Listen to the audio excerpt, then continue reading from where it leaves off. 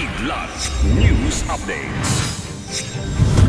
Sa ating mga balita, Myla Roque nakalabas na ng bansa ayon sa Bureau of Immigration. Sensational cases noong war on drugs ng Administrasyong Duterte iimbestigahan ng Philippine National Police. Viral video ng bullying sa Pasig City iimbestigahan.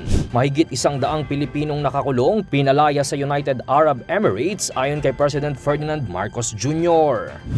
Ako po si Cesar Soriano, kasama ang buong puwersa ng Kidlat News Channel para ihatid ang mga nangungunang balita sa buong kapuluan ngayon. Kinumpirma ng Bureau of Immigration o BI na nakalabas na ng bansa si Myla Roque, ang asawa ni dating presidential spokesperson Harry Roque. Saad ni Immigration spokesperson Dana Sandoval ngayong araw, noon pang September 3 nang nakalabas ng bansa si Myla.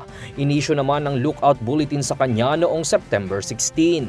Noong nakaraang linggo nang pinatawan ng contempt si Myla ng House Quad Committee matapos ang makailang beses nitong hindi pagsipot sa investigasyon ng komite kaugnay ng iligal na POGO operations. Iniutos din ng Quadcom ang pag-aresto sa kanya dahil sa hindi nito pagtugon sa subpoena ng House panel.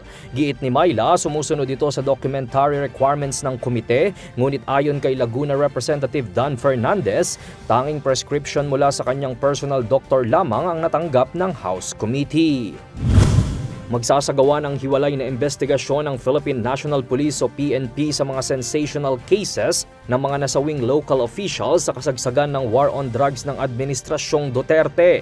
Ito ang kinumpirma sa isang press briefing ni PNP spokesperson Police Brigadier General Jean Fajardo matapos ang revelasyon sa House of Representatives Quadcom Committee ni former police officer at ex-PCSO General Manager Royena Garma. Ayon kay Fajardo, sisilipin nilang maigi ang mga nasabing kaso, pangunahin na ang pagpatay kay dating Tanawan City, Batangas Mayor Antonio Halili noong 2018. Dagdag pa nito, nasa proseso na ng retrieving, restudying at assessing ng CIDG ang kaso ni Halili at kung anong naging direksyon ng investigasyon ukol dito. Bibigyan naman ng pagkakataon ng PNP ang tinuturong sangkot sa pagpatay sa dating alkalde na isang pulis na may apelyidong Albotra. Nakikipag-ugnayan na ang lokal na pamahalaan ng Pasig City sa kanilang Schools Division Office ukol sa insidente ng bullying na kinasasangkutan ng 2 estudyante. Sa kumakalat na viral video, makikitang pinalilibutan ng mga kalalakihan ng isang binatilyo habang nakaluhod ito at saka ilang ulit na pinagsasampal ng isang lalaki. Ayon sa Pasig LGU, hindi nila kinukonsinti ang anumang klase ng bullying kahit pa ang Schools Division Office ng Pasig ang may jurisdiksyon sa kasong ito. Sinabi naman ng konsehal ng Pasig City na si Kiko Rustia na magsasagawa ng parehong investigasyon ng sanggunyang panglungsod ukol sa insidente. Nananawagan din ng Pasig LGU na bilang proteksyon sa 2 menor de edad ay iwasan at mag-ingat sa pagpapakalat ng nasabing viral video. Mahigit 100 mga Pilipinong nakakulong ang pinalaya sa United Arab Emirates o UAE ayon kay Pangulong Ferdinand Marcos Jr. matapos niyang makausap sa telepono si UAE President Sheikh Mohammed bin Zayed. Sa isang Facebook post, inanunsyo ni PBBM na 143 Filipinos ang pinalaya sa UAE.